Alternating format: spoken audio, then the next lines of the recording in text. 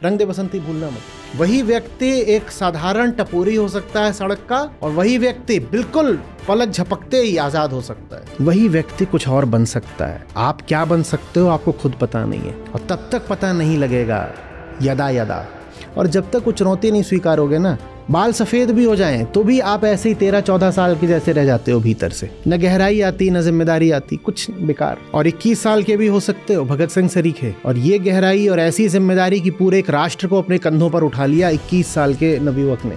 आपको नहीं दिख रहा कि कुछ बहुत गलत हो रहा है, और जो आपको बताए कि कुछ बहुत गलत हो रहा है आप मजाक उड़ाते हो उसका, आप दूर भागते हो उससे, आप मनहूस बोलते हो उसको, क्योंकि आपको नाचना है। नाचते क्रांतिकारी भी हैं, पर वो नाच दूसरा होता है भाई। वो नहीं होता कि जाकर के शादी में घोड़ी के आगे नाच रहे हैं।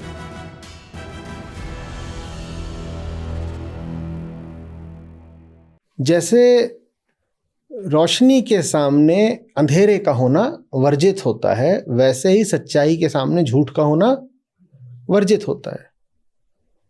आप रोशनी के सामने अंधेरे को तुलना के लिए भी नहीं ला सकते। अंधेरा शिकायत भी करना चाहे कि काहे को मेरी जान लिए लेती हो, तो शिकायत करने भर के लिए भी रोशनी के सामने नहीं आ सकता। एक है तो दूसरा बिल्कुल नहीं है, दूसरे का होना वर्जित हो जाता है। हाँ, किसी प्रकार वो रोशनी से कहीं छुप ले, कुछ युक्ति लगा के, कहीं गुफा में गहरी, कहीं किसी नीचे कंदरा पाताल में, तो वहां वो बैठ करके विचार कर सकता है कि मैं तो हूं, मैं हूं, और अब मैं जा करके आमने सामने के घमासान में प्रकाश को हरा भी दूंगा। ये सब कर सकता है, पर ये दोनों जैसे ही सामने आते हैं तो नियम है कि एक ही रहेगा, दूसरा सामने आ भी नहीं पाएगा। एक है तो एक ही है, दूसरा हो नहीं सकता। वैसे अहम हो नहीं सकता, ये नियम है, ये सत्य का नियम है कि अहम हो नहीं सकता।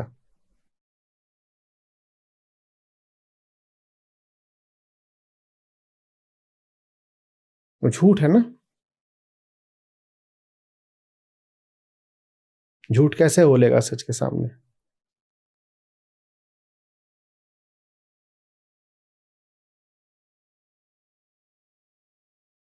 पर अपनी दृष्टि में तो अहम है ही, और वो बढ़ता है, फलता है, फूलता है। अपने आप को वो और अधिक नित्य सत्य मानने लग जाता है। तो तब वो अपने ही लिए भयानक कष्ट का कारण बनता है, क्योंकि नियम तोड़ने की सजा मिलती है, इसीलिए अहम को होने की सजा मिलती है। नियम क्या है कि अहम हो नहीं सकता। नियम क्या है? अहम हो नहीं सकता। तो नियम तोड़ने का दंड मिलेगा ना। हाँ, तो अहम जितना ज्यादा होता जाता है उतना वो दर्द में होता जाता है। उसकी हस्ती ही दंड है, उसे बाहर से कोई नहीं चाहिए दंड देने के लिए।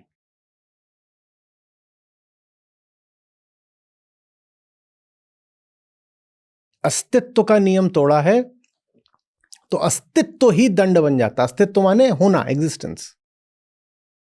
तो अहम का होना ही अहम के लिए दंड है, सजा है।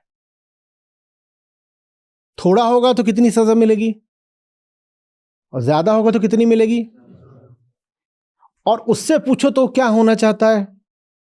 और ज्यादा, और ज्यादा। वो और ज्यादा क्यों होना चाहता है? क्योंकि उसने अपना नाम क्या दे रखा है? आत्मा। और आत्मा कितनी होती है? अनंत। तो अहम भी कितना होना चाहता है? समझ में आ रहा है कि अहंकार क्यों गुब्बारे की तरह फूलना चाहता है? अहंकार बढ़ता ही बढ़ता रहना चाहता है। क्यों? ताकि वो किसी तरीके से अपने नकली नाम को सार्थक कर सके। नाम उसने छोटा से लिया होता तो छुटपन में भी वो संतोष कर लेता। नाम ही उसने बहुत भारी ले लिया ना। अब इतना बड़ा नाम लिया है तो भाई अपने नाम के अनुसार होकर दिखाओ। तो कहता है मैं आत्मा जैसा विराट होके बताता हूं। इसलिए अहम लगातार बढ़ने की कोशिश करता है, लगातार बढ़ने की। एक तरह से देखें तो एक फुल्ली गलती है ये।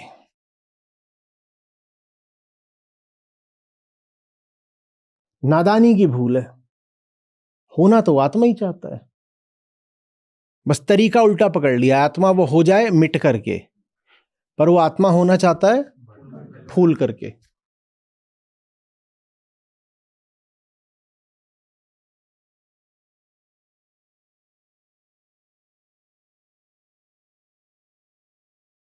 तो जितना फूलता है वो अपने लिए कष्ट बनता जाता है, वो अपने लिए भयानक कष्ट बनता है।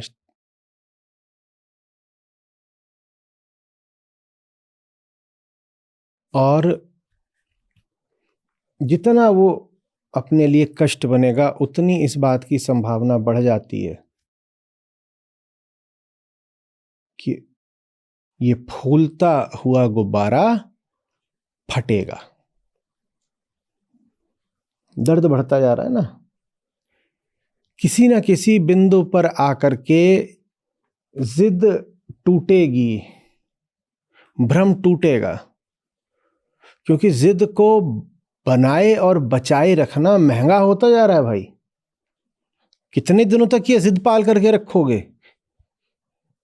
जितना समय बीत रहा है और जितना तुम्हारा आकार बढ़ रहा है, उतना तुम्हारी जिद को पालना और महंगा पड़ रहा है। तो क्या हो रहा है? अहम का होना ही अहम की हस्ती को तोड़ने का काम कर रहा है। वो जितना फूल रहा है उतना उसको बनाए बचाए रखना महंगा होता जा रहा है। तुम जितना होगे तुम उतने ज्यादा महंगे होगे, तुम जितना होगे तुम उतने अधिक अस्थिर होगे, तुम जितना होगे उतने अधिक कष्ट में होगे।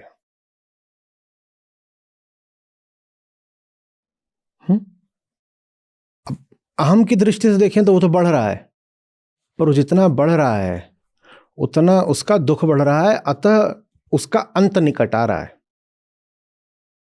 वो क्या सोच करके बढ़ रहा है कि मैं बढ़ूंगा तो किसके निकट आ जाऊंगा? आत्मा क्या होती है? तो वो क्या सोच रहा है बढ़ते हुए मैं किसके निकट आ रहा हूं? अनंत के। अहम बढ़ रहा है तो सोच रहा है अनंत निकट आ रहा है, मैं बढ़ रहा हूं ना, जबकि अहम जितना बढ़ रहा है उसका अंत निकट आ रहा है।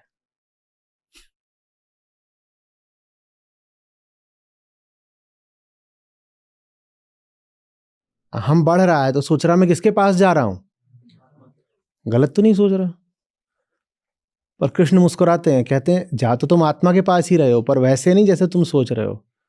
अहम सोच रहा मैं बढ़ता जा रहा हूं, बढ़ता जा रहा हूं, तो और बढ़ूंगा तो आत्मा के निकट आ जाऊंगा, क्योंकि बढ़ के अनंत हो जाऊंगा। आत्मा भी अनंत होती है तो मैं और आत्मा एक हो गए। कृष्ण कह रहे हैं बिल्कुल ठीक सोच रहे हो।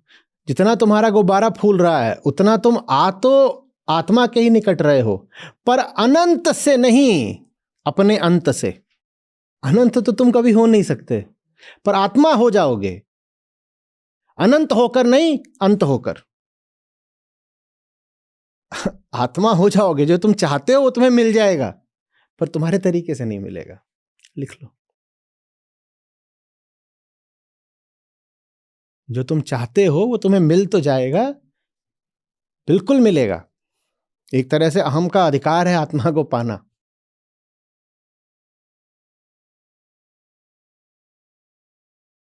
पर जैसे उसने चाहा है वैसे नहीं। अनंत होकर नहीं, अंत होकर। अंत हो जाओ, जो चाहते हो मिल जाएगा।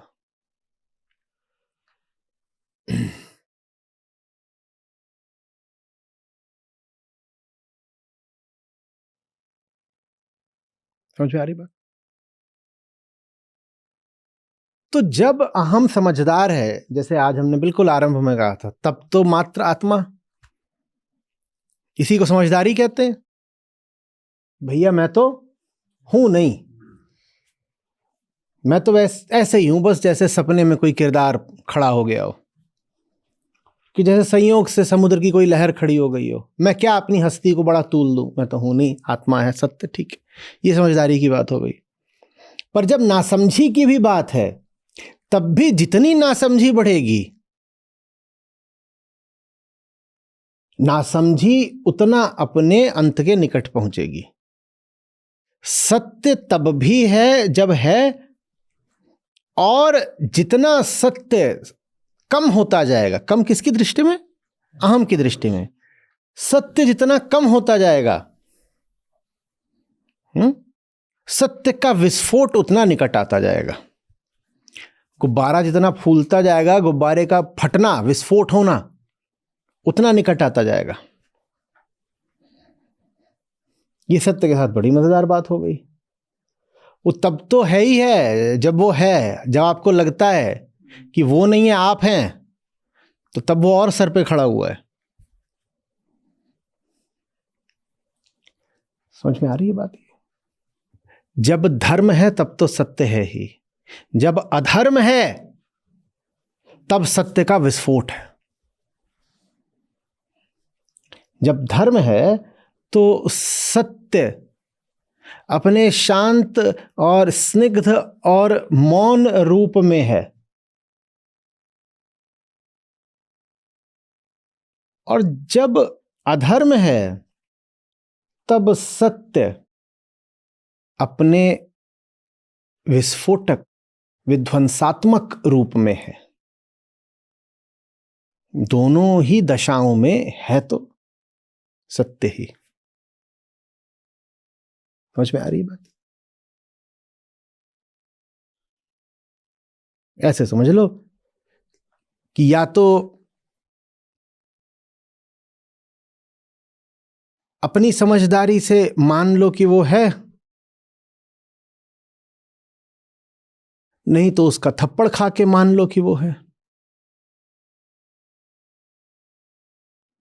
इतनी जोर का थप्पड़ पड़ा है, क्या बोलोगे किसने मारा अगर कोई था ही नहीं तो?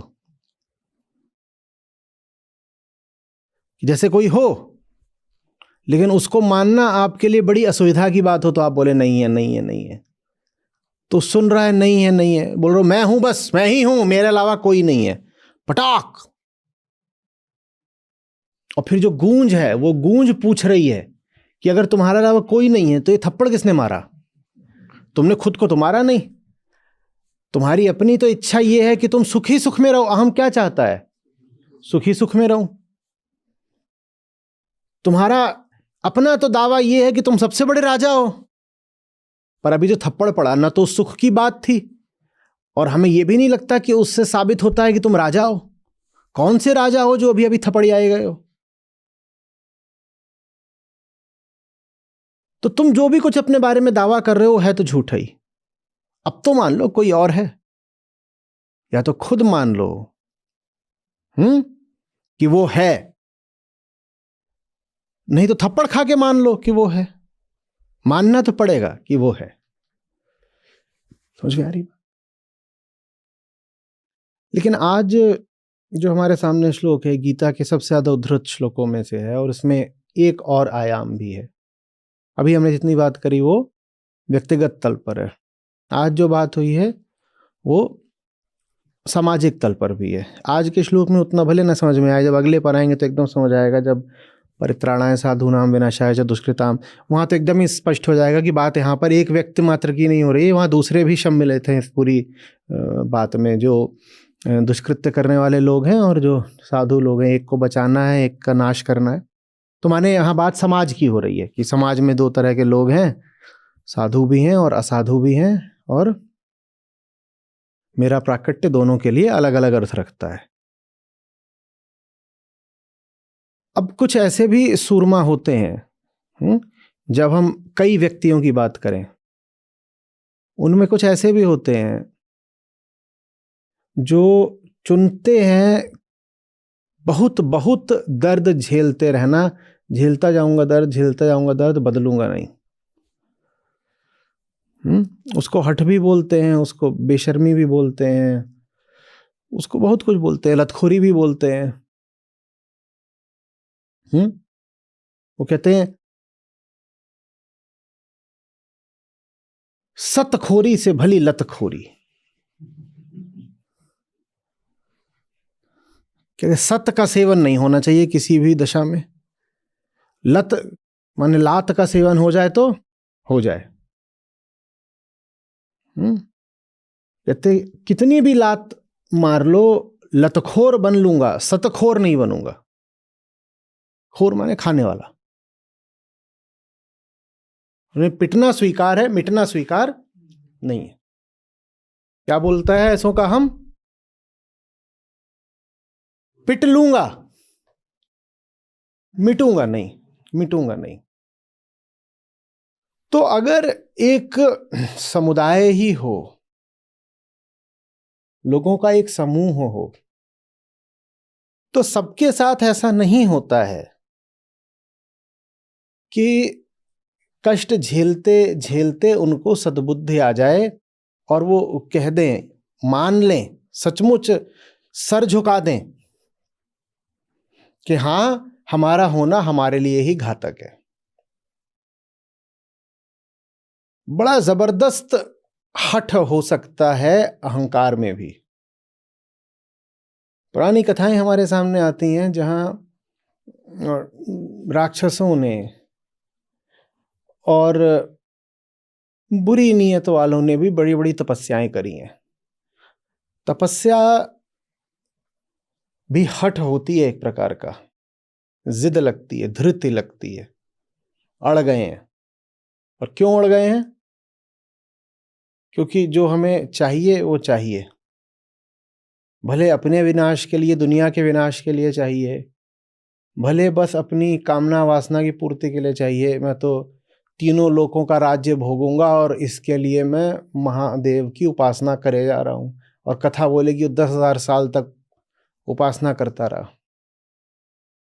तो गलत केंद्र से भी बड़े बड़े अड़ियल काम करे जा सकते हैं। गलत केंद्र से भी बड़े विराट दिखने वाले उद्यम करे जा सकते हैं। खूब कष्ट सहा जा सकता है। कोई सिर्फ कष्ट सह रहा हो तो इससे ये नहीं मान लीजिएगा कि वो आदमी अच्छा है।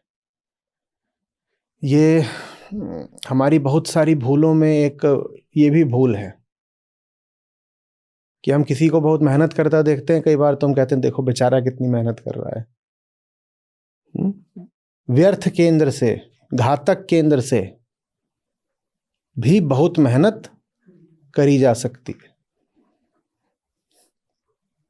बल्कि आप अगर थोड़ा जीवन को परखेंगे तो हो सकता है आपको दिखाई दे कि ज्यादातर जो आपको ज्यादा मेहनती लोग मिले हैं वो वही हैं जो अपने स्वार्थ के केंद्र से संचालित होकर के जमीन आसमान एक करे दे रहे हैं, दिन रात मेहनत कर रहे हैं। जैसे सब कुछ 3 प्रकार का होता है ना, वैसे ही तप भी रजोगुणी हो सकता है। और रजोगुणी तप का क्या मतलब होगा? स्वार्थ हेतु तपस्या, स्वार्थ हेतु जान लगा देना, स्वार्थ हेतु प्राण तक दे देना। तो सिर्फ कोई अपना प्राण दिए दे रहा है, बड़ी भारी मेहनत करता दिखता है, बड़ा नियमित और अनुशासित दिखता है, इससे ये मत मान लीजिएगा कि आदमी निसंदेह अच्छा ही है। नहीं, जरूरी नहीं है। समझ में आ रही है बात? ये तो ऐसे लोग हो सकते हैं जो कह दें कि मुझे तो आत्मा होना है और आत्मा होने के लिए जितना दर्द सहना पड़े, जो दाम चुकाना पड़े, मैं सब कुछ करूंगा। अब अहम आत्मा बनना चाहता है अपने तरीके से, ये तो अधर्म हो गया ना। तो ऐसे लोग अधर्म बढ़ाए ही जाएंगे, बढ़ाई जाएंगे, और मेहनत कर करके अधर्म बढ़ाए जाएंगे, बड़े अनुशासन के साथ अधर्म बढ़ाए जाएंगे, बड़ी सतर्कता के साथ। काम कर रहे हैं, काम कर रहे हैं किसके लिए? स्वयं के लिए। और चूंकि स्वयं के लिए कर रहे हैं इसीलिए और डट के और जम के कर रहे हैं। समझ आ रही? तो जब ऐसी घटना एक सामूहिक तल पर घटती है, एक समूह में घटती है, तब समूह प्रतीक्षा न करता न कर सकता कि प्रत्येक व्यक्ति का गुब्बारा निजी तल पर फटे। थोड़ा ध्यान से समझिएगा, ये बात नई है। तब ऐसा हो जाता है कि अगर आप स्वयं अपना अधर्म रोकने को राजी नहीं हैं, तो समूह में से कोई और उठता है अधर्म को रोकने के लिए। जो हमने पहली बात करी थी वो ये थी कि अहम का गुब्बारा जब फूलता है तो फटता है। वो बात व्यक्तिगत तल पर थी, वो बात एक इंसान के लिए थी कि इसका गुब्बारा फूलेगा तो फटेगा। लेकिन वहां थोड़ी सी जटिलता ये आ जाती है कि लोग अलग अलग होते हैं।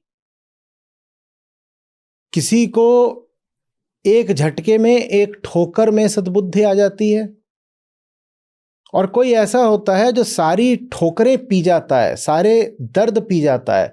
कहता है मुझे तो महान कहलाना है, मुझे तो सिंहासन चाहिए, मुझे तो अरबपति बनना है, मुझे तो जीत के दिखाना है, मैं सारी दर्द बर्दाश्त करूंगा, मैं सारी कीमतें चुका दूंगा। तो उसको जीवन कितना भी दर्द देता रहे, उसके साथ ये सरल साधारण घटना घटती ही नहीं कि अहंकार अब इतना बढ़ गया है तो टूटे। माया कुछ ऐसी भी होती है कि कुछ लोग दर्द पी पी कर मोटे होने शुरू हो जाते हैं। अहंकार ठोकरों को ही अपना भोजन बनाना शुरू कर देता है। नियम यही है ना अहम के लिए कि जितना बढ़ोगे उतना पिटोगे। गजब माया ये आ जाती है कि कुछ लोग पिटने को ही बढ़ने का साधन बनाना शुरू कर देते हैं। वो कहते देखा मेरे साथ गलत हो रहा है, मैं बढ़ रहा हूं तो जीवन मुझे रोकने की कोशिश कर रहा है, मेरे साथ अन्याय हो रहा है, मैं इस अन्याय का बदला लूंगा, मैं और बढ़ूंगा, मैं और बढ़ूंगा, मैं और बढ़ूंगा। देखते नहीं हो, दो ग्रंथ हैं जो भारत के धार्मिक जीवन का आधार रहे हैं, रामायण और महाभारत। दोनों में पाते हो कि कोई है ऐसा दुर्बुद्धि जो अपने और अपने कुल का विनाश होते देखता है, या अपने राज्य का, अपने सैनिकों का, सेना का, या स्वयं को वो कष्ट पाते देखता है, तो वो जा करके सत्य के सामने, माने सत्य के अवतारों के सामने घुटने टेक देता है, नमित हो जाता है, क्षमा मांग लेता है। ऐसा होता है? कभी हुआ? ऐसा होते देखा गया? तो वो कथाएं भी कुछ तो बता रही हैं ना। रावण ने क्या क्या गवाया मरने से पहले, कितने तो उसके भाई तभी मार दिए गए कि राम ने अभी लंका की धरती पर कदम भी नहीं रखा था, अभी पुल भी नहीं बना था, उस तरफ ही वो भेज रहा था अपने भाई बंधु और उनका काम तमाम हो रहा था। ठीक। और फिर जब इधर आ जाते हैं तो एक के बाद एक उसके पूरे कुटुंब का सफाया होने लगता है। ये भी जाता है, फिर ये भी जाता है, ये भी जाता है, ये भी जाता है। अब जितना दर्द बढ़ रहा है उतना ही भीतर रावण के आग दहक रही है। ऐसा थोड़ी हो रहा है कि वो कह रहा है कि देखा मैं रावण हूं ना, मैं रावण हूं ना, इसलिए मुझे इतना कष्ट झेलना पड़ रहा है। अभी मेरा भाई गया, देखो अभी मेरा बेटा गया, अभी वो मेरे कुटुंब का चला गया, अभी वो मेरा मित्र चला गया। ऐसा ऐसा हो रहा है क्या? और रावण कहे देखा ये होता है कि जब अहंकार बहुत फूल जाता है, इतना दुख झेलना पड़ता है। विभीषण ने सही बोला था, मंदोदरी तू भी सही बोल रही है, मुझे मेरे किए की सजा मिल रही है। ऐसा हुआ? जितना लोग कटते गए, जितना रावण का मर्म स्थल छिदता गया, उतना वो और उग्र और विभत्स होता गया। और आ गया हो तो क्या कथा हमसे कहती है, वो अपने 10 सर लेकर के आया था। वो सब सांकेतिक बातें हैं, पर हमें कुछ सिखा रही हैं। अब एक एक करके सर कट रहे हैं, कट रहे हैं, कट रहे हैं, कट रहे हैं। वो मान रहा है क्या? कुछ नहीं मान रहा। सर कटता है और फिर आ जाता है। मान रहा है क्या? उसकी सेना कट गई, आग पहले ही हनुमान लगा गए थे, भाई बंधु सब मर गए, अंत में रावण खड़ा हुआ है, पिटे जा रहा है, पिटे जा रहा है। कुछ हो रहा है? कुछ मान रहा है क्या वो? तो अहंकार रावण जैसा हो सकता है, कितना भी पीट लो, बोलो, मानता नहीं है। कितना भी पीट लो मानेगा नहीं। ऐसे भी लोग होते हैं। इसीलिए हमने कहा कि आज जो बात है वो मात्र व्यक्ति के तल पर नहीं है, वो समूह के तल पर है। और कोई भी बड़ा समूह ले लो, उसमें कुछ रावण भी होते हैं। उनको मैं कहा करता हूं, पहले अपनी भाषा में कहा, नोड्स ऑफ इविल, कि कुछ ऐसे होते हैं जो स्वयं नहीं सुधर सकते। क्योंकि स्वयं ही सुधर जाओ, इसके लिए जो स्वचालित ऑटोमेटिक प्रक्रिया है अस्तित्व में, वो ये है कि अहम बढ़ेगा तो दुख पाएगा तो सुधर जाएगा। अस्तित्व ने एक नियम बना रखा है कि अहम बढ़ेगा, बढ़ेगा तो क्या होगा? दुख पाएगा, दुख पाएगा तो सुधर जाएगा। पर कुछ लोग इस नियम का अपवाद बन जाते हैं। उनको जब दुख मिलता है सुधरते नहीं और बिगड़ जाते हैं। कहते अच्छा तो तूने मार दिया इंद्रजीत मेरा लाडलम, मैं बताता हूं। और उसने थोड़ी कहा कि जो इंद्रजीत को मार सकता है वो फिर मुझे भी मार देगा ना, मैं कहां से बचने वाला हूं। उसने सोचा क्या? यहां तो आपको फिर भी कम संख्याएं मिलेंगी गिनाने के लिए। मान लो 10 20 40 राक्षसों के और नाम गिना दोगे। चले जाओ महाभारत में, वहां कितनों को खाया दुर्योधन ने? कितने खाए?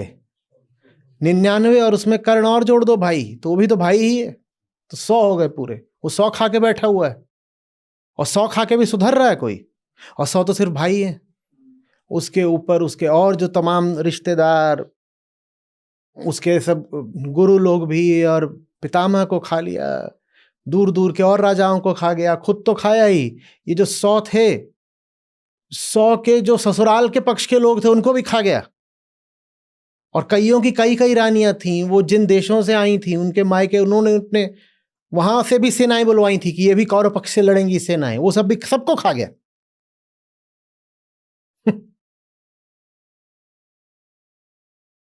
और तब पुत्र भी एक एक के बहुत सारे, वो सब हैं, सब कर्ण के पुत्र भी तो गए थे, कोई कर्ण अकेले थोड़े, कर्ण के पुत्र भी चले गए, दुर्योधन के पुत्र चले गए, और जितने थे सब सब साफ हो रहे हैं एक एक करके। इतनों को खाने के बाद हम क्या उम्मीद करेंगे कि किसी को थोड़ी तो समझ, कुछ सद्बुद्धि कुछ आई? वो जाकर के वहां छुप गया था तालाब के पास, और उसको जब ढूंढ निकाला तो क्या बोल रहा है? बोल रहा है हल्के लोग हो तुम, दम नहीं है तुम में, तुझे पता है तेरे कितने गिरे हैं, कितनी लाशें हैं वहां पे, तुझे पता है? बोला तुम में दम नहीं। एक काम करो, ये भीम तो कुछ नहीं, तुम पांचों एक साथ आओ।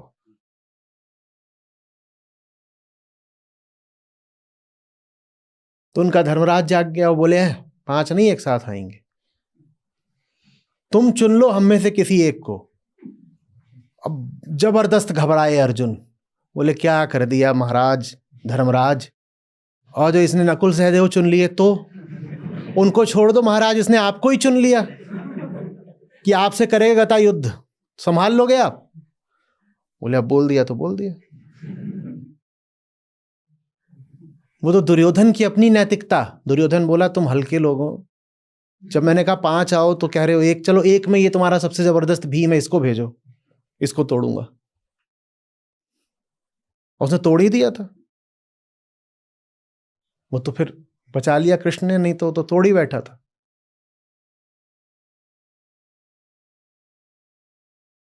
सुधर रहा था। कुछ लोग दर्द पाके भी खुद नहीं सुधरते। उन्हें आप कोई कष्ट नहीं दे सकते क्योंकि वो, अरे यार एक बार तो खुश कर दो, नष्ट है। कल उन्हें क्या, वो आज ही जब। तो अस्तित्व ने कष्ट का नियम बनाया है। उसने कहा कष्ट मिलेगा तो ये, हाँ, लेकिन अपवाद ऐसे भी होते हैं जिन्हें कोई कष्ट अब डिगा नहीं सकता क्योंकि वो भीतर से नष्ट हो चुके होते हैं, पॉइंट ऑफ नो रिटर्न आ चुका है उनका। तो आप उन्हें कितनी भी तकलीफ दे दो सुधरेंगे नहीं। आप उन्हें चाहे सिखा दो और चाहे सजा दो, चाहे सिखा दो चाहे सजा दो, वो नहीं सुधरेंगे। तो तब क्या करें? तब दूसरे चाहिए होते हैं। इसलिए हमने कहा कि आज की बात समाज के तल पर, समूह के तल पर है। तब दूसरे चाहिए होते हैं।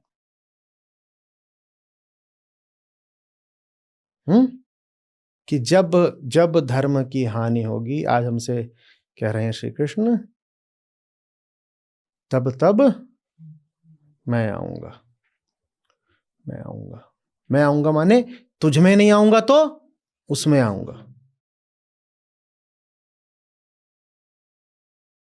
क्योंकि जो अधर्म है अभी उसकी बात व्यक्तिगत तल पर नहीं हो रही, सामाजिक तल पर हो रही है। समाज में अधर्म फैलेगा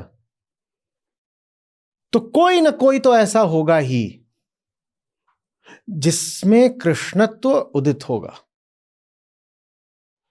और कृष्णत्व उदित होना ऐसा लगता है जैसे कृष्णत्व कहीं पे ढला हुआ था, छुपा हुआ था, तो फिर उदित हो रहा है। नहीं, वो नहीं है। माने कोई ना कोई तो ऐसा होगा ही जिसका अहंकार टूटेगा। कोई ना कोई तो ऐसा होगा ही जिसकी समझ जग जाएगी, दूसरों से पहले जग जाएगी। दूसरों से पहले जो जग गया, समझ लीजिए कि वही कृष्ण है।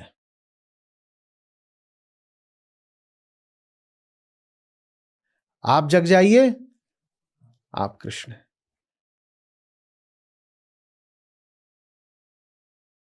समझ में आ रही बात? ये अधर्म का जब भी अभ्युदय होगा तो मैं आऊंगा। भले प्रत्येक व्यक्ति में ना आ पाऊं, पर कुछ न कुछ व्यक्तियों में आऊंगा। नियम तो यही है कि जब अधर्म बढ़े तो प्रत्येक व्यक्ति को अधर्म के कारण ही सद्बुद्धि आ जाए, क्योंकि अधर्म कष्ट का दाता होता है। कष्ट आए तो सद्बुद्धि आ जाए, कष्ट सुधार दे। पर सब में अगर ये नहीं भी हो पाई बात तो कुछ में तो अवश्य होगी। मैं आऊंगा। कृष्ण के आने का मतलब ये नहीं है कि कोई दिव्य अलौकिक घटना घटेगी और किसी विशेष क्षण में, किसी विशेष घर में, किसी एक विशेष बालक का जन्म हो जाएगा जो कृष्ण कहलाएगा। नहीं, उसका वो अर्थ नहीं है। बात हमारे भीतर की है। बात हमारे भीतर की है। समझ रहे बात? बात सबके भीतर की है, पर सब अपने भीतर कृष्ण को जन्म लेने नहीं देंगे। इसी को पलट के भी कह सकते हो ज्यादा सही तरीके से कि सब अपने भीतर के अहंकार को मरने नहीं देंगे। कृष्ण के जन्म लेने का अर्थ बस यही होता है कि अहंकार मर गया। कृष्ण कैसे जन्म लेंगे? अज बोला जाता है उनको। क्या बोलते हैं? अज। अज माने क्या होता है? अजन्मा। तो वो जन्म तो ले नहीं सकते, लेकिन हम समझाने के लिए भाषा के तौर पे कह रहे हैं कि उसके भीतर कृष्ण जन्म लेंगे। हो सकता है आगे भी ऐसे बोले, पर मैं कभी भी बोलूं कि कृष्ण हमारे भीतर जन्म लेंगे, इसका मतलब ये मैं समझ लीजिएगा कि जन्म ले रहा है कोई। कृष्ण का जन्म नहीं होता है। अहंकार या तो बढ़ता है या मिटता है। तो सारी बात में कर्ता कौन है? कर्ता अहंकार है। सारी बात किसको दृष्टि में रख के करी जा रही है? अहंकार को लग करके। आत्मा के बारे में तो बातचीत हो नहीं सकती नहीं, हम जानते हैं बहुत अच्छे से। तो अगर आत्मा के बारे में बात हो भी रही हो, कभी मैं भी करूं, तो उसको यूं ही मान मत लीजिएगा कि उन्होंने कहा था कि आत्मा आ जाती है, आत्मा जीत जाती है। आत्मा से कौन लड़ेगा कि आत्मा जीत जाएगी?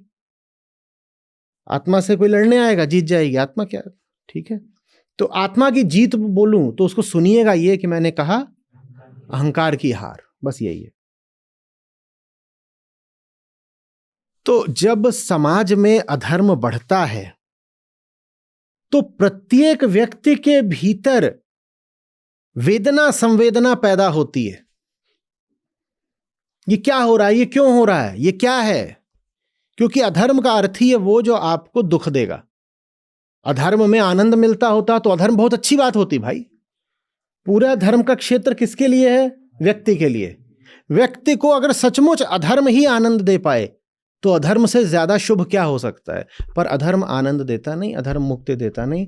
अधर्म हमको सिर्फ कष्ट देता है, बेचैनी देता है, व्यथा देता है, भ्रम देता है। तो इसलिए अधर्म गड़बड़ बात है। तो अधर्म की परिभाषा यही है कि जो आपको परेशान कर दे वो अधर्म, जो आपका जीवन बर्बाद कर दे उसको बोलते हैं अधर्म। तो अधर्म बढ़ेगा तो जीवन बर्बाद होगा, ये हो रहा है, वो हो रहा है।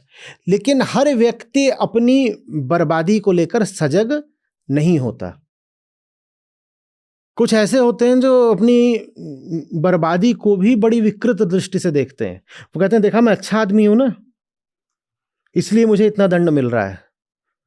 तो अगर मुझे मेरे अच्छा होने का दंड मिल रहा है तो मैं और अच्छा होकर दिखाऊंगा। अब जीवन उन्हें दंड इसलिए दे रहा है क्योंकि वो हैं एकदम मनहूस। पर वो कहेंगे देखो, ये देखो, मुझे देखो, मैं हूं शहीद, मैं अकेला हूं जो अपने दम पे कुछ कर दिखाने निकला है, इसीलिए जलते हैं, जल रहे हैं। रावण का ये आता है वक्तव्य कि ये सब देवता लोग ना मुझसे ईर्ष्या करते हैं। अच्छा, ईर्ष्या करते? अभी बताता हूं तुमको। इधर ला रहे कुबेर अपना सारा सोना देते, उसको पकड़ के बंद कर दिया, और बाकी देवता सबको पकड़ के बंद करे हुए था। वो बोले चलो अब कोई तर्क तो होना चाहिए ना, बंद करे हो तो खुद को भी क्या बोलोगे, काहे को उनको बंद किया है? बोलोगे कि देवता हैं, बड़े अच्छे लोग हैं, इसलिए इनको बंद कर दिया है? क्या बोलोगे? जलते थे, बहुत इनको ईर्ष्या थी तो एक एक को पकड़ के बंद कर दिया मैंने, ऐसी थोड़ी। तो कुछ लोगों पर जो सहज न्याय होता है वो विफल हो जाता है, वो न्याय को विकृत कर डालते हैं।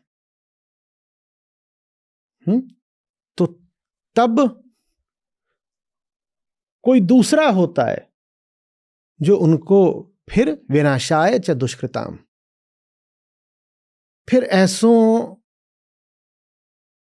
को या तो अपनी सीख से समझा देता है या अपनी सजा से समझा देता है।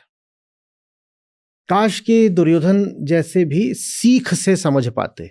सीख तो उनको भी उपलब्ध, पर जब सीख काम नहीं आती तो बस सजा का ही विकल्प बचता है। समझ में आ रही बात? पर चाहे व्यक्तिगत स्तर पर गुब्बारा फूटे, चाहे सामाजिक स्तर पर गुब्बारा फूटे, गुब्बारा फूटने का जो कारण है वो एक ही है। क्या? अधर्म बहुत बढ़ा था, अधर्म बहुत बढ़ा था। आप चाहे ये बोले कि जीवन में दुख इतना आया कि हमें सिखा गया, हमें मिटा गया, तो भी ठीक है। या आप ये कहें कि समाज में दुख इतना फैला कि उस दुख के कारण, उस बर्बादी के कारण कई ज्ञानी या कई क्रांतिकारी खड़े हो गए, तो वो भी वही बात है। देखिए, मैं आपसे प्रश्न पूछ रहा हूं, बताइएगा उत्तर। आप पिछली शताब्दी को लीजिए, 1950 से पहले का समय लीजिए, 1902 उसके हमने हिस्से कर दिए, ठीक है, उत्तरार्ध कर दिया, पूर्वार्ध आपने कर दिया, ठीक है। अब बताओ, जो पहला हिस्सा है पिछली शताब्दी का, उसमें ऐसे आपको ऊंचे व्यक्तित्व देखने को मिलते हैं, गगनचुंबी जैसे इमारतें, स्काई स्क्रैपर्स, नाम आप गिनते गिनते थक जाओ, और सारे नाम आप तब भी ना याद रख पाओ, पूरे कर पाओ। और 1950 के बाद आओ तो जैसे कि पाताल लोक, झुग्गी झोपड़ी का पूरा विस्तार, वहां 100 मंजिली इमारत और यहां झोपड़ियां बिछी हुई हैं, वो भी बड़े लंबी दूर तक, 2 मंजिला भी नहीं कुछ दिखाई देता। ये ऐसा कैसे हो गया? समय वही, स्थान वही, हमारा डीएनए बदल गया, क्या हो गया? लोग वही, देश वही, क्या हो गया ऐसा? ये है ना, उस समय बिल्कुल साफ हो रहा था कि हम कितने दर्द में हैं।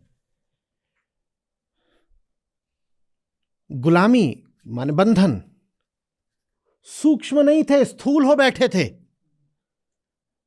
तो इस बात को छुपाना बड़ा मुश्किल हो गया था कि गुलामी है। गुलामी के सारे लक्षण एकदम आंख के सामने रहते थे। बाजार में जा रहे हो, फलानी दुकान में नहीं जा सकते। खाना है, फलाने रेस्टोरेंट में नहीं घुस सकते। गाड़ी है, फलाने डब्बे में नहीं जा सकते। प्रशासन है, फलाने पद से ऊपर नहीं जा सकते। सत्ता है, कुछ पदों पर चुनाव होंगे ही नहीं, बस नियुक्तियां होंगी। और नियुक्तियां कहां से आएंगी? दिल्ली से आएंगी या सीधे लंदन से आएंगी। वाइसरॉय का क्या मतलब था? लंदन का एजेंट। आप बैठे रहो, नियुक्तियां सब कहीं और से आ रही हैं। झुनझुना बजाने के लिए आपको दे दिया गया कि ये लो, तुम्हें एक अपने स्थानीय स्तर पर सरकार चुनने का मौका है। लेकिन वो कुछ नहीं, उसमें दम साफ दिखता था कि हम तो गुलाम हैं। क्या करोगे? उनकी बस्तियां भी अलग, उन बस्तियों में आप जा नहीं सकते। उनके तौर तरीके अलग। उनकी नौकरियां चाहिए तो उनके तौर तरीके अपनाओ। तो खुद से झूठ बोलना अंग्रेजों ने बड़ा मुश्किल कर दिया था, क्योंकि उनकी सत्ता बड़ी गहरी थी। उन्हें कोई जरूरत ही नहीं थी कि भारतीयों से झूठ बोलें। तो वो डंके की चोट पे बोलते थे तुम गुलाम हो। झूठ बोलने की जरूरत तब पड़ती है ना जब झूठ बोलना जरूरी हो। उनको कोई जरूरत ही नहीं झूठ बोलने की, तो साफ बोल देते थे, dogs and Indians not allowed. लिख ही देते थे। हम लिख भी देंगे तो तुम्हारा बिगाड़ क्या लोगे, तो सीधे ही लिख देते थे। जब सीधे ही लिख देते थे तो स्पष्ट हो गया कि बड़ी गुलामी है। जब अधर्म स्पष्ट हो जाता है तो फिर एक के बाद एक क्रांतिकारी और महापुरुष पैदा होते हैं। और जब अधर्म प्रच्छन्न हो जाता है, छुप जाता है, तो फिर गुब्बारे का फूटना स्थगित, विलंबित हो जाता है। तब फिर चाहिए होता है कि कोई सबसे पहले ये दिखाए कि कितना गहरा अधर्म है।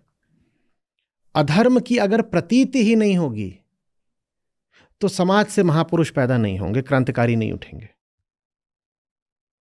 और अधर्म की प्रतीति जितनी स्पष्ट और सघन होगी, समाज से क्रांति भी उतनी ही तात्कालिक हो पाएगी। आपसे अगर कहा जाए पिछली शताब्दी के भारतीय महापुरुषों के नाम लिखो, तो आपने कभी गौर नहीं किया कि ऐसा क्यों है कि सब 47 से पहले ही पहले के आएंगे, उसके बाद सब कहां चले गए? दूरदर्शन पर एक धारावाहिक आता था, उसका शीर्षक ही यही था, कहां गए वो लोग, कहां गए वो लोग।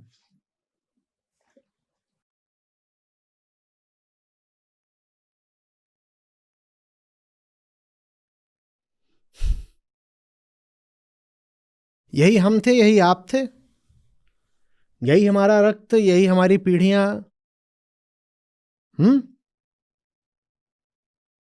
पर वहां मामला साफ था, वहां मामला साफ था। जब साफ हो जाता है तो आदमी कुछ और हो जाता है। सबसे खतरनाक गुलामी वो है जो छुपी हुई है, प्रच्छन्न है, वो क्रांति नहीं होने देती। हम कृष्ण कह भी रहे ना, यदा यदा ही धर्मस्य ग्लानिर्, कह रहे यदा यदा से आशा है, जब जब क्या हो जाएगा, धर्म की हानि तो हो जाए, धर्म की हानि स्पष्ट हो जाए, तब मैं आता हूं। नहीं तो धर्म की हानि तो आज इतनी हो रही है, कहां आ रहे हैं? 47 तक का ही उनका टिकट था क्या? ऐसा तो नहीं हो सकता। काल की धारा पूरी उनकी है भाई, जब चाहे आ जाए, काहे नहीं आ रहे? कई अर्थों में तो आज भारत में ही नहीं, पूरी पृथ्वी पर जिन जिन व्यापक अर्थों में धर्म की हानि है, उतनी तो 47 से पहले थी भी नहीं। ज्यादा हानि तो धर्म की आज है। और धर्म का माने यही थोड़ी होता कि हम आप आनंद से रहें। दुनिया के बाकी सब भी जो हमारी प्रजाति से इतर भी तो प्राणी हैं, वो भी आनंद से रहें, ये भी तो धर्म की बात है। तो धर्म की हानि आज जितनी है उतनी पहले तो थी भी नहीं। पर तब एक के बाद एक जत्थों में आ रहे हैं। प्राण देने को आतुर सब क्रांतिकारी आज कहाँ है? क्यों नहीं है? सोचो तो, पूछो भगत सिंह की क्या हो गया नस्लों को? हम ही तो थे भगत सिंह। हमारे भगत सिंह कहां चले गए हैं? आज क्यों नहीं? क्योंकि अधर्म बच जाता है जब अधर्म छुपा रहता है। अधर्म के होने से अधर्म नहीं मारा जाएगा, अधर्म के प्रकट होने से अधर्म मारा जाता है। अधर्म बच जाता है जब वो धर्म का नाम ले लेता है।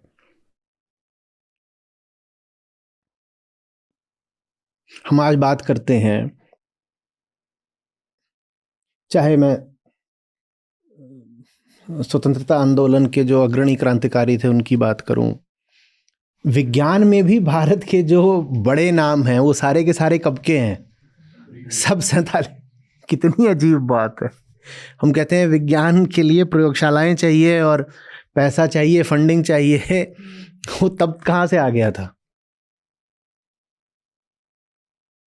विज्ञान में भी भारत का जो योगदान है वो जबरदस्त रहा है उन 50-70 सालों में। 1880-90 से लेकर के 1940 के दशक तक आ जाओ तो अंतर्राष्ट्रीय स्तर पर भारत ने बड़े अच्छे अच्छे वैज्ञानिक दिए। और आज जब पैसे की कमी नहीं, कहाँ है विज्ञान? क्या है विज्ञान के नाम पे हमारे पास? गणित, कला, साहित्य।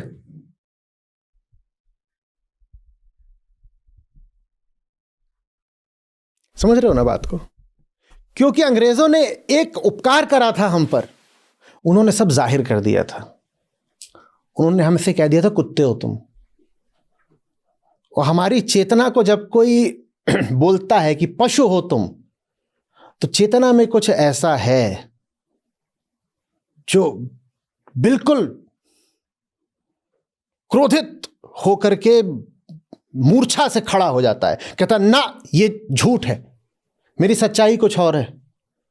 चेतना कहती है मेरी सच्चाई ये है कि मैं शुद्ध आत्मा हूं और तुमने मुझे क्या बना दिया? Dogs and Indians not allowed. तुमने पशु बना दिया मुझको। अंग्रेजों ने यह एहसान करा था हम पे।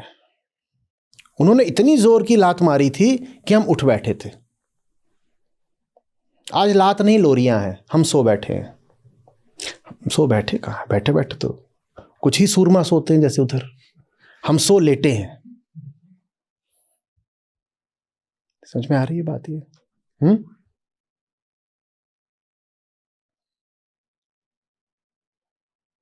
फिल्में कम पसंद आती हैं, पर रंग दे बसंती के कुछ दृश्य थे जो फ्लैशबैक में थे, ब्लैक एंड वाइट में उन्होंने दिखाए थे, जिसमें जो आज का आम छात्र है, आम किरदार है, वो कहीं आज़ाद बन बैठा है, कहीं सुखदेव, कहीं भगत सिंह। वो भीतर तक स्पर्श कर देने वाले दृश्य थे। पता नहीं पटकथा लेखक की और निर्देशक की उतनी मंशा भी थी कि नहीं, लेकिन जो बात मुझे स्पर्श कर गई वो ये कि देखो लोग वही हैं, लोग वही हैं। वही चेहरा कॉलेज का टपोरी हो सकता है,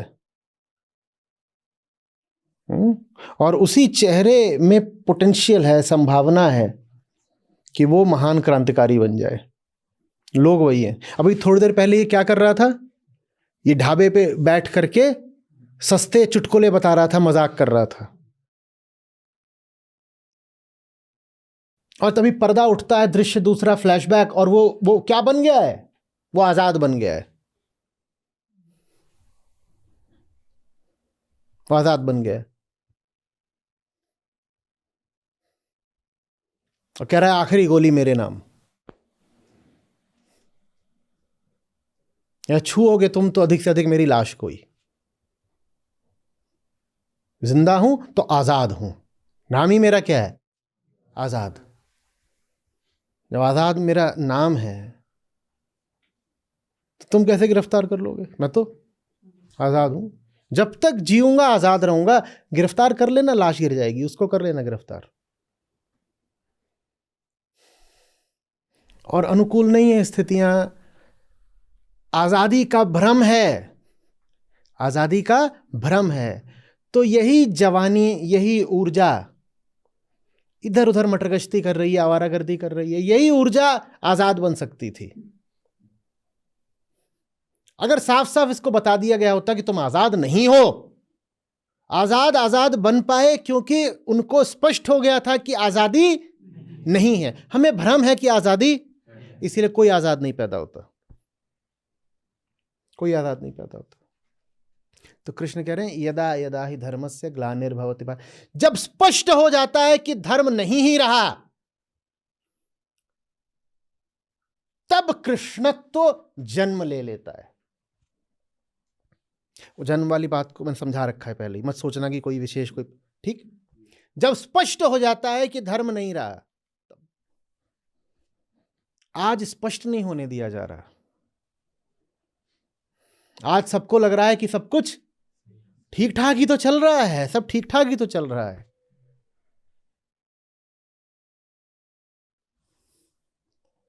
अब कहां से लाओगे तुम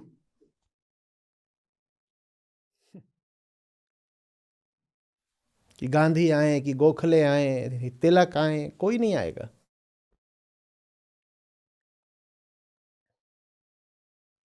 कैसे होगा? आज तो अब भारत से बाहर जाओगे तो इसलिए कि डॉलर चमकाने हैं। कहाँ से लाओगे कोई बोस जो भारत इसलिए जाए कि वहाँ फौज खड़ी करनी है और उसी फौज से भारत पे आक्रमण करूँगा और आज़ाद कराऊँगा। बाहर तो आप भी जाते हो, पर वीज़ा लेके। वो बाहर कैसे गए थे? कैसे होगा? तब बहुत स्पष्ट था कि शासन हिंसा कर रहा है और तुम हिंसा से ही घुसाए हो भारत में। तुम कोई सच के दम पर यहां सत्ता नहीं गाड़े बैठे हो। तुम बस एक चीज लिए हो, क्या? बाहुबल। तुम्हारे पास बंदूकें बड़ी हैं, इसलिए तुम भारत के भाग्य विधाता बन के यहां बैठे हुए। हिंसा है ना तुम्हारे पास, तुम हिंसा के दम पर शासन कर रहे हो। तो गांधी बोले अहिंसा। बोले हिंसा अगर तुम्हारा बल है तो अहिंसा हमारा बल होगा, क्योंकि भैया हिंसा तो तुम बहुत बड़ी लेकर के बैठे हुए हो। तुमसे हिटलर ना जीत पाया तो कौन जीतेगा? मेरा शस्त्र दूसरा होगा, अहिंसा। लेकिन अहिंसा की बात तब होगी ना जब ये स्पष्ट हो कि सत्ता हिंसा के दम पे चल रही है। आज आपको ये लगता ही नहीं कि सत्ता हिंसा के दम पे चल रही है। आज आपको लगता है कि सत्ता तो लोकतंत्र के दम पर चल रही है। आपको लगता है हमारी चुनी हुई सत्ता इसलिए चल रही है। पता नहीं आपकी चुनी हुई सत्ता इसलिए चल रही है या सत्ता के पास हिंसा है इसलिए वो चल रही है, कौन जाने। जब स्पष्ट हो जाता है कि शासक हिंसक है तो फिर खड़ा हो जाता है कोई गांधी अपनी अहिंसा लेकर के।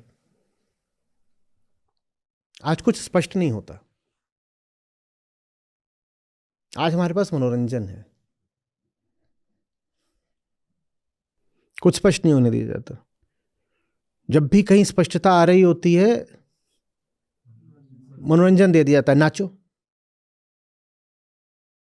नाचो, जो भी कुछ हो रहा है उसमें बस तुम नाच दो, ताकि किसी मुद्दे में न गहराई आए, न गंभीरता, न सफाई, कुछ स्पष्ट ना होने पाए। नाच दो। यदा यदा ही धर्मस्य, ये बात किसको कही जा रही है? आत्मा को, अहम को। अब अहम को कहा जा रहा है जब जब धर्म की हानि होगी, माने अहम को समझ में भी तो आए कि धर्म की हानि हो रही है, क्योंकि ये बात अहम को कही जा रही है और अहम को हमेशा सब कुछ समझ में, तो माने कहा ही जा रहा है कि बेटा अहम, जब तुमको समझ में आएगा कि धर्म की हानि हो रही है, तब तुम ही धर्म के पक्ष में खड़े हो जाओगे। अहम को अब समझ में ही नहीं आने दिया जाता कि धर्म की हानि हो रही है। धर्म की हानि को ही धर्म का रूप दे दिया जाता है। अहम को लगता है ये तो देखो धर्म की पताका फहरा रही है, जब अधर्म ही अधर्म जीत रहा होता है, तब अहंकार को, माने ये जो झुन्नू लाल है मूर्ख, इसको क्या बताया जाता है और ये मान भी लेता है कि ये तो धर्म की जीत हुई है, आज बड़ी भारी जीत हुई है, नाच धनिया नाच, मैं भी नाचू तू भी नाच, आज धर्म की जीत हुई है। कृष्ण जो बोल गए हैं वो बात तो अधर्म से बोली, उसको समझ में तो आए ना कि धर्म की हानि हुई है,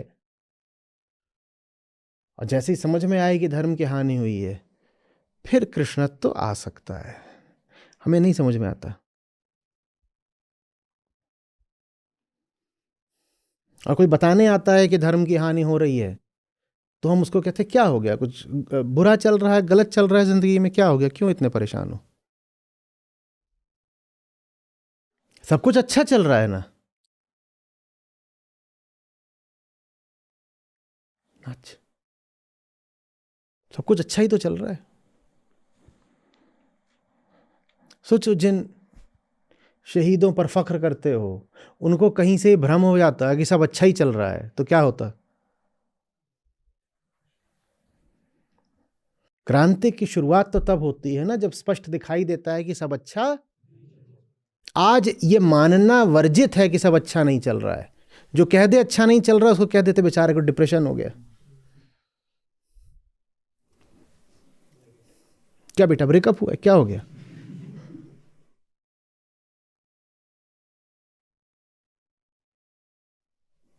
आज कोई जवान आदमी खुलेआम बोल दे कि मैं नहीं पढ़ रहा ये सब जोड़ेबाजी के चक्करों में, मेरी प्रियतमा आजादी है, तो दो चार निकल के आ जाएंगे अपनी सड़ी बुद्धि लेके, और उनके लिए यही बड़ा चुटकुला हो जाए, कहेंगे इज ही गे। समझ में आ रही बात। कहेंगे why don't you just enjoy, let your head down and just chill. भाई पता नहीं क्या कीड़ा है इसको, यही है ना आज की भाषा। कोई आकर के कहे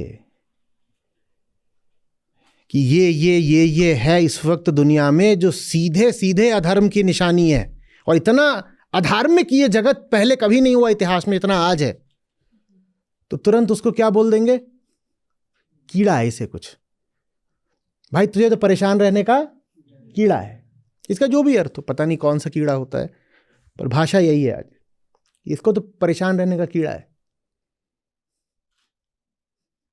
धर्म की हानि होना पर्याप्त नहीं है, धर्म की हानि पता चलना जरूरी है, क्योंकि ये बात किसको संबोधित है, तो अहम को तो कुछ तभी जब से समझ में आएगा। धर्म की हानि होती रहे, अहम को अगर समझ में नहीं आया तो अहम के देखे कोई हानि हुई, तो हानि तो तब है ना जब अहम को दिखे कि हानि हुई है, उसको दिखते ही नहीं कि हानि हुई है। उसको दिख जाए तो हो नहीं सकता कि 1920 और 1930 फिर से वापस ना आ जाए, और इसी भूमि से क्रांतियां फिर से ना खड़ी हो जाएं। आज दिख नहीं रहा है, इसलिए मैंने कहा अंग्रेजों ने बड़ा एक एहसान किया, उन्होंने हमें दिखा दिया कि तुम हमारे बूट के नीचे हो, उन्होंने हमें दिखा दिया था। हम आज भी बूट के नीचे हैं पर हमें दिख नहीं रहा। और जिन्हें हमारा शोषण करना है उन्होंने अतीत की क्रांतियों से सबक ले लिया है। उन्होंने कहा है कि देखो, अगर जनता को साफ साफ दिखा दोगे ना, जनता को दिखा दोगे साफ साफ कि वो बूट के नीचे है, तो फिर कोई ना कोई क्रांतिकारी पैदा हो जाता है, जबरदस्ती का फिर उपद्रव झेलना पड़ता है। तो एक काम करो, ये जो जनमानस है पूरा दुनिया में, इसको रखो बूट के नीचे ही, लेकिन इसे पता नहीं चलना चाहिए बूट के नीचे। इनको ये दिखाओ कि जैसे सब कुछ इन्होंने ही चुना है, इनको ये दिखाओ कि जैसी जिंदगी ये जी रहे हैं ये उनका चुनाव है, इनको मतदान का अधिकार दे दो, इनको लोकतंत्र का बुखार दे दो, ताकि इनको ये लगे कि ये किसी के बूट के नीचे नहीं है, और साथ में इनको मनोरंजन दे दो, इनको बड़े बड़े बाजार दे दो। पहले आपको लूटा जाता था तो यहां ऐसे कनपटी पे रख के पिस्तौल लूटा जाता था, अब आपको कनपटी पे पिस्तौल रख के नहीं लूटा जाता, अब आपको आपकी स्वेच्छा से विज्ञापन दिखा दिखा के लूटा जाता है। आपको क्यों लगेगा कि आप किसी के बूट के नीचे हैं? आप जा रहे हो और कोई आपको जूता मार के आपके पैसे लूट ले तो आपको दिख जाएगा कि आप शोषित हो। पर आप जा रहे हैं और कोई विज्ञापन दिखा दिखा के आपके पैसे लूट ले, आपको कभी पता चलेगा आप शोषित हो? बस बात खत्म।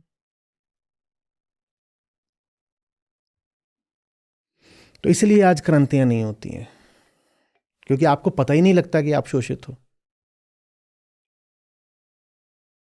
आप से स्पष्ट रूप से जबरदस्ती कोई काम कराया जाए, आप विद्रोह कर सकते हो, पर धीरे धीरे करके आप में आत्मघाती संस्कार भर दिए जाएं ताकि आप स्वयं ही वो आत्मघाती काम करना शुरू कर दो। आप कोई विद्रोह नहीं करोगे, आपको आपका ही दुश्मन बना दिया जाएगा, आपको बड़ी आत्मघाती घुट्टी पिला दी जाएगी और आप खुद ही। लेकिन अब आप स्वेच्छा से कर रहे हो, आप कहोगे देखो मैं अपनी फ्री विल से कर रहा हूं, ये मैं अपनी स्वतंत्रता से कर रहा हूं। अब नहीं होगा तदात्मानम सृजाम में हम, अब नहीं प्राकट्य होगा कृष्ण का। वो तो तब आते हैं ना जब हमको पता लगता है कि वो दुर्दशा में है। अभी हमको पता ही नहीं लगता कि वो दुर्दशा में है उसकी खूब दुर्दशा, पर उस दुर्दशा से भी बड़ा है नशा। उसकी दुर्दशा जितनी बढ़ती जाती है उसको नशा भी और बढ़ा कर दिया जाता है ताकि उसे अपनी दुर्दशा पता ही ना चले। जब दुर्दशा पता नहीं चलती तो कराहता नहीं, पुकारता नहीं, जब पुकारता नहीं तो कृष्ण आते नहीं। आने कहां से हैं? आने यहीं से है, पर यहां से भी तभी आएंगे जब पुकारोगे।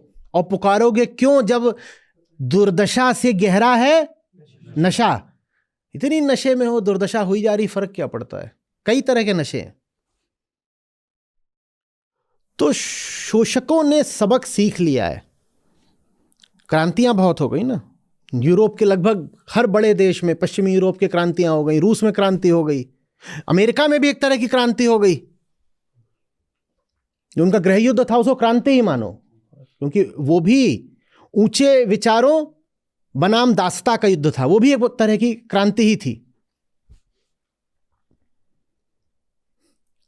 तो शोषणकर्ताओं को समझ में आ गया पिछले 200 सालों में इतिहास को देख करके कि लोगों को अगर सीधे सीधे बूट के नीचे रखोगे तो ये बिफर जाते हैं, ये फट पड़ते हैं। फिर तो इन्हें बूट के नीचे रखो लेकिन पता ना चले ने, बस इनको ये लगे कि ये आजाद हैं, लोकतंत्र में हैं, स्वतंत्र हैं। इनको ये लगता रहे कि स्वतंत्र हैं। भले ही अब तुम्हारी क्या स्वतंत्रता है? तुम जाके यहाँ सामने टीवी है, एक चैनल, दूसरा चैनल, तीसरा चैनल, ये आपको लगता है आपकी स्वतंत्रता है कि आप चुनाव कर सकते हो कि 1 2 3 चैनल, और तीनों चैनल एक ही जगह से आ रहे हो। तो दुनिया भर की पूरी मीडिया कुछ 5-10 लोगों द्वारा नियंत्रित हो, तो आपने तो अपना चुनाव कर लिया, नहीं मुझे ना ये चैनल पसंद नहीं, दूसरा लगाऊंगा। जो दूसरा लगा रहे हो भी वहीं से तो आ रहा है, और कहां से आ रहा है? एंकर बदल गया है या नाम बदल गया चैनल का तो तुम्हें लग रहा है कि चैनल दूसरा हो गया। वो सब एक ही जगह से आ रहा है, पर अच्छा लगता है। यूं रिमोट उठाया, I don't like this. You're not allowed to like or dislike. You're just allowed to flip between what the bosses have ordained for you. जैसे Henry Ford, you can have any color as long as it is.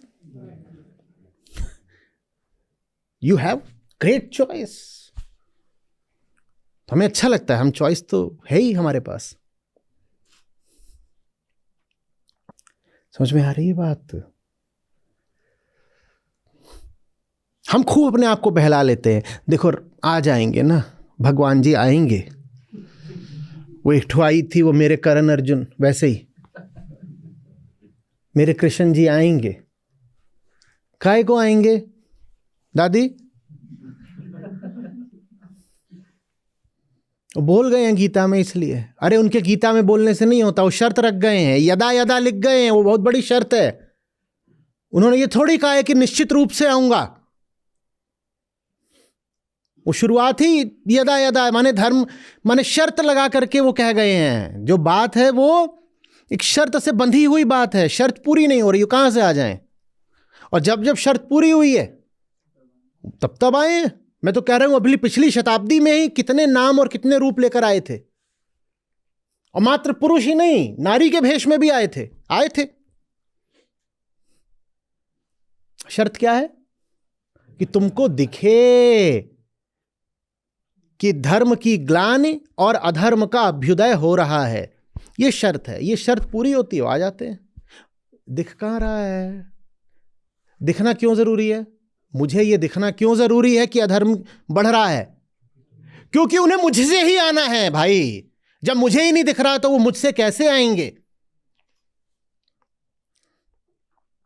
उन्हें कहीं बाहर से आना होता तो आ जाते, बाहर से नहीं आना। उन्हें आना कहां से है? उन्हें आपसे आना है, आपसे आना है, आपसे आना है, आपसे आना। उन्हें हम सबसे आना। अगर हमें ही नहीं दिख रहा तो कहां से आ जाएंगे?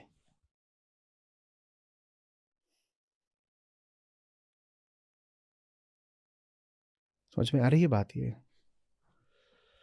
आज वो तब आएंगे और आज वो उससे आएंगे जिसने अपनी संवेदनशीलता बचा कर रखी है,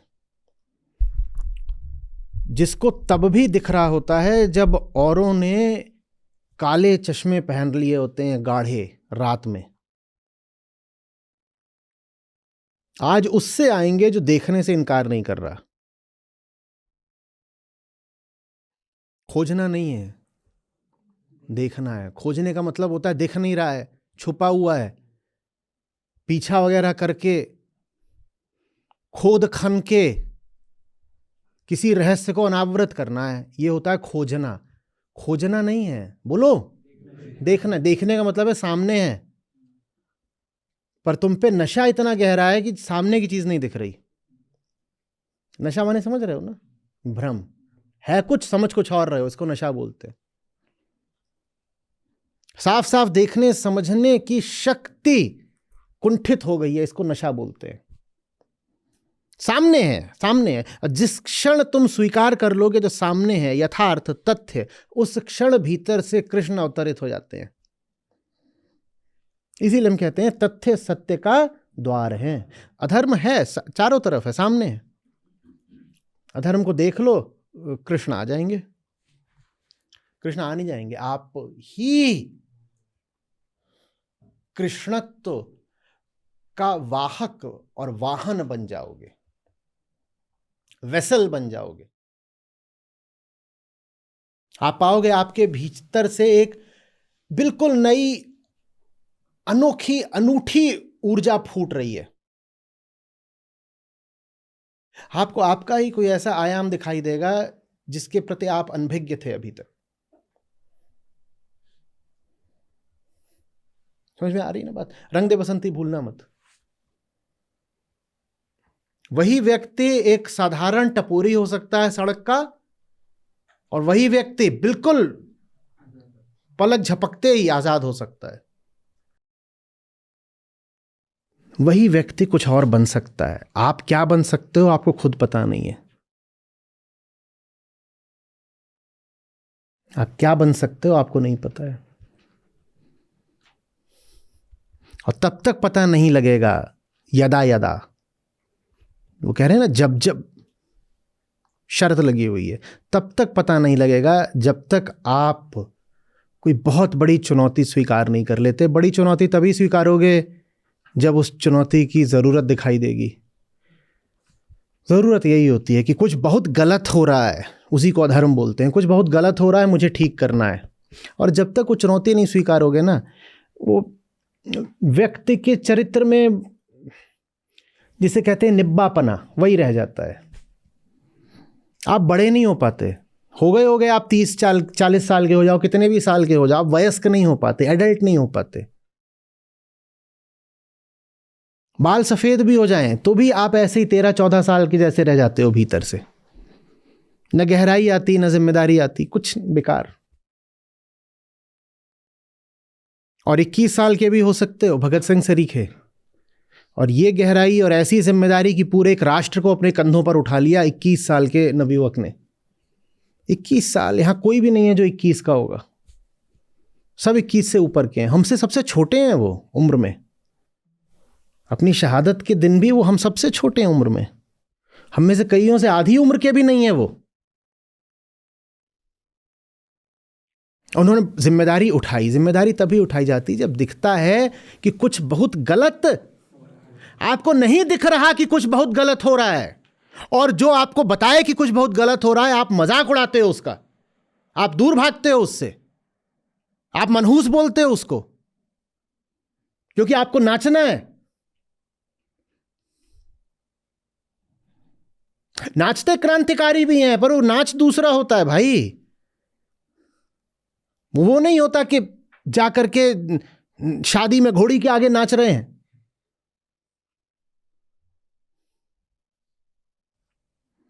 तो ये शब्द बस शब्द रह जाने हैं। यदा यदा ही धर्म से, हम कहेंगे जब होगा तो आ जाएंगे ना वो, और अगर अभी आए नहीं है इसका मतलब कुछ गड़बड़ हो ही नहीं रही, कोई धर्म की हानि हो ही नहीं रही, क्योंकि उन्होंने बोला था धर्म की हानि होगी तो मैं खुद ही तो बोल गए हैं, और वो नहीं आ रहे माने सब ठीक चल रहा है। भाई वो नहीं बोल गए, ये देखो किससे बोल गए हैं। किससे बोला है? सारी गीता किसको संबोधित? अहम को।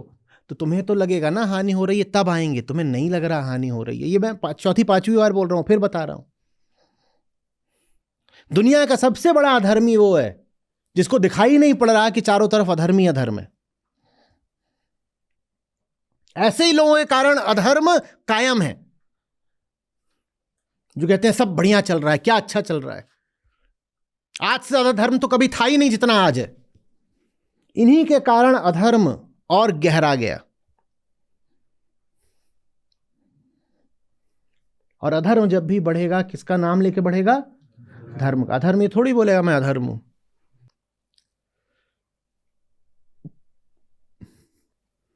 एक हमने पूरा चैनल ही बनाया प्रकृति नाम से, जिसमें पर्यावरण और क्लाइमेट चेंज संबंधी वीडियो डलेंगे। रोज एक सुबह डलता भी है।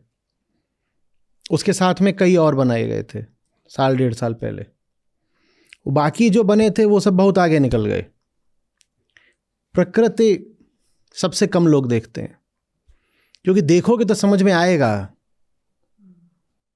कि बर्बाद हो रहे हो। देखना ही नहीं है। क्यों देखें? और नहीं देखोगे तो फिर कहते हैं ना, सजाम में मैं अपने आप को प्रकट करता हूं। वो प्राकट्य कभी नहीं होगा।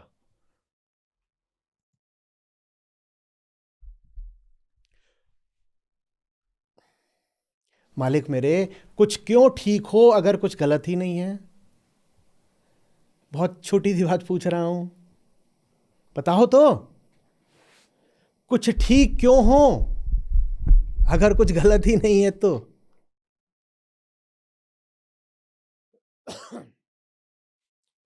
हमारे देखे कुछ भी गलत, बहुत कुछ गलत है, लेकिन ये मानना, स्वयं को भी ये घोषित करना खतरे की बात है।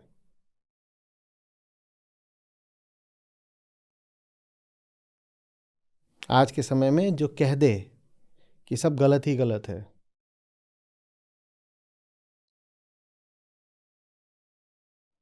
उसने बड़े खतरे का काम कर लिया ना।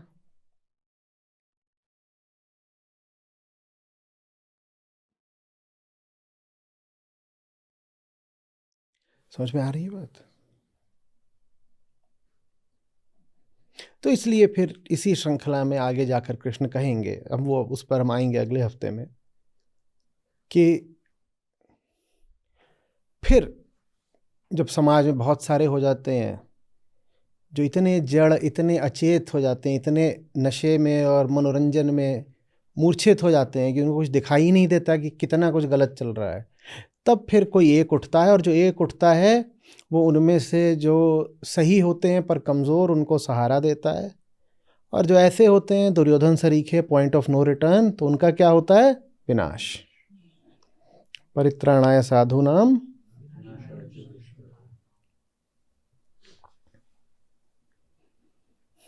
समझ में आ रही बात?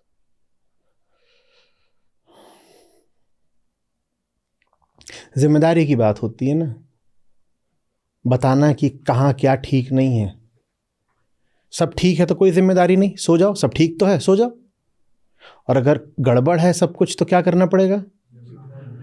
ठीक करना पड़ेगा, और जिम्मेदारी में फिर कष्ट लगता है। तो कौन बोले कि सब गलत है?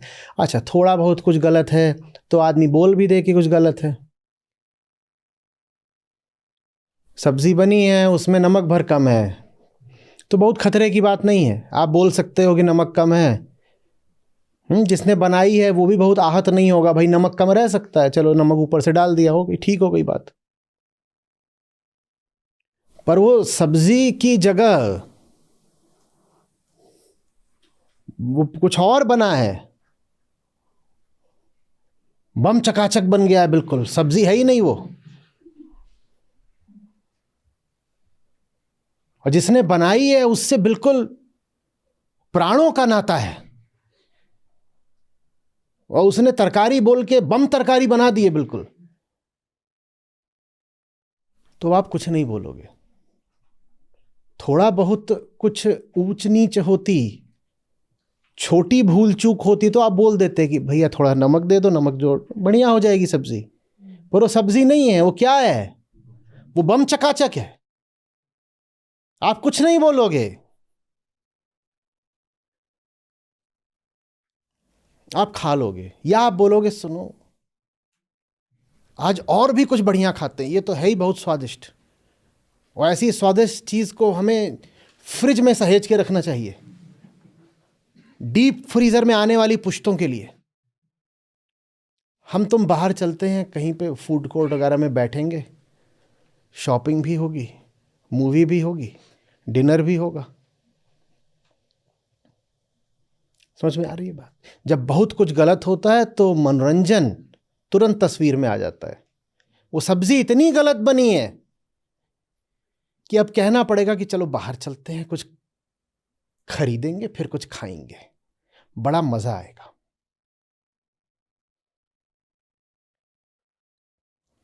और बड़ी दुर्घटना हो जाएगी अगर आपने सीधे बोल दिया कि ये तरकारी बनाई है या हाँ बम सरकारी, क्या है ये? बहुत समस्या आ जाएगी, रिश्ता ही टूट जाए। बनाने वाला प्राण पिया रहा है।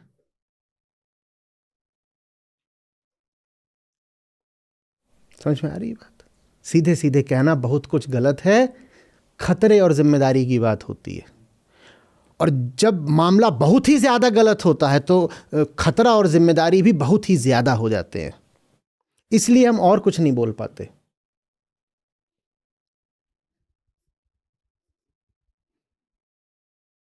तो वो प्राण प्यारे ने पूछा, नहीं बता दो, हमें लग रहा है कि तुम्हें पसंद नहीं आ रहा, क्या चीज की कमी है? तो आप ऐसे देखेंगे, हैं बता दें इसमें क्या क्या कम है, इसमें जो कुछ होना चाहिए बस वही नहीं है, उसके अलावा सब कुछ है। कीलों का बघार लगाया है। क्या बताएं, कुछ छोटी मोटी कमी हो तो आदमी खुल के घोषणा कर देता है कि कुछ गलत है। पर जब सब कुछ गलत हो, सब कुछ ही गलत हो, तो आदमी क्या बोले कि क्या गलत है? ये हमारी आज हालत है। आज सब कुछ ही गलत है, इसीलिए कोई कुछ नहीं बोलता।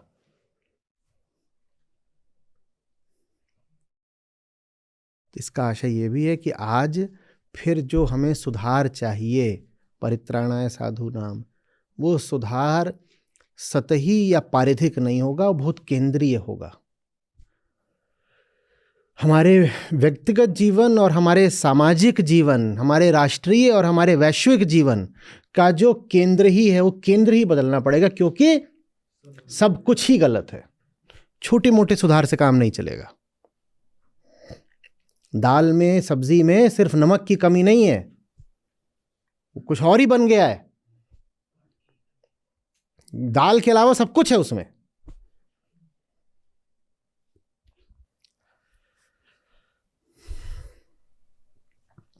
कृष्ण प्रकट हो जाएंगे। आप पहले मानिए तो क्या आपके जीवन में कृष्ण और आपके जीवन में जो कुछ भी है वो बस कृष्ण के अभाव का प्रतीक है, ये मानिए। तो जब अपने घर में वो जो नुन्नू वल्द झुन्नू है उसी को कान्हा बना के घुमाओगे तो कृष्ण कहाँ से पाओगे?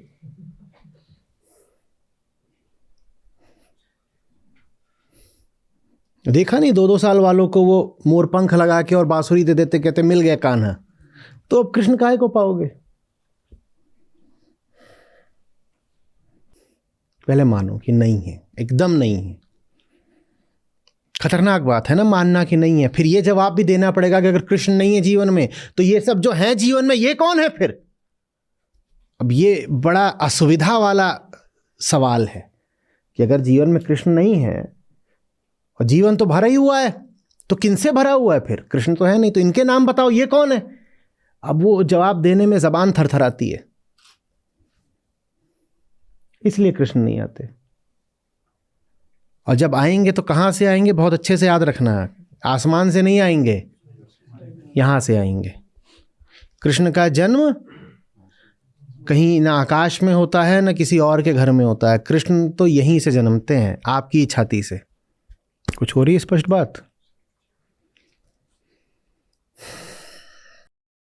जा मुझसे दूर जितना जाएगा, टकराएगा, चिल्लाएगा, चिल्लाएगा, गिर जाएगा, मत बचा, मिटा दे प्यारे अंधेरे को, तू लाख बचा वो बच नहीं पाएगा।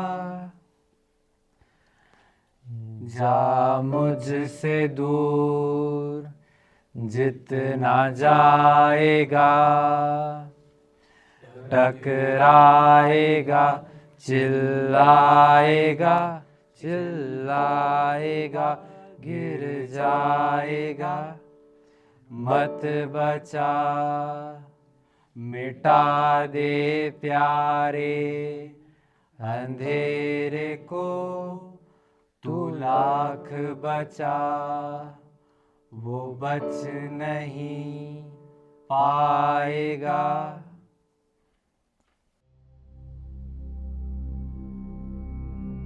जितने भी योद्धा बैठे हैं सबका अभिनंदन।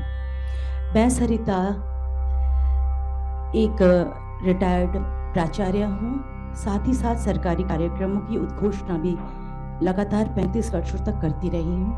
बहुत सारे मंच देखे हैं, लेकिन ये जो मंच है, इस मंच की बात मैं धीरे धीरे आपको आगे बताऊंगी। बड़ी ही ढंग से बह रही थी, कोई मेरी नदी में कोई उछाल नहीं था, शांत थी, और इस प्रशांत ने मुझे अशांत कर दिया। बहुत ही दुष्ट प्रवृत्ति के नजर आए जब इन्हें सुना। रिटायरमेंट के बाद अचानक कोविड आ गया और इन्हें सुनने का बार बार मौका मिला। जितनी बार सुनती थी उतना बार लगता था ये बहुत गलत है, ये आदमी गलत है, परिवार बर्बाद कर देगा। और ऐसा लग रहा था कि कहाँ क्यों आता है ये बार बार, क्योंकि फेसबुक देखती थी और कुछ आता नहीं था देखना, तो फेसबुक में बार बार वही दिखाया करता था। कहता ये आ कैसे जाता है, ये नहीं बताता कि फेसबुक मुझे बार बार दिखाता है। फिर जब उन्हें लगातार सुनती रही तो समझती रही कि मैं गलत हूँ, ये बहुत सही है।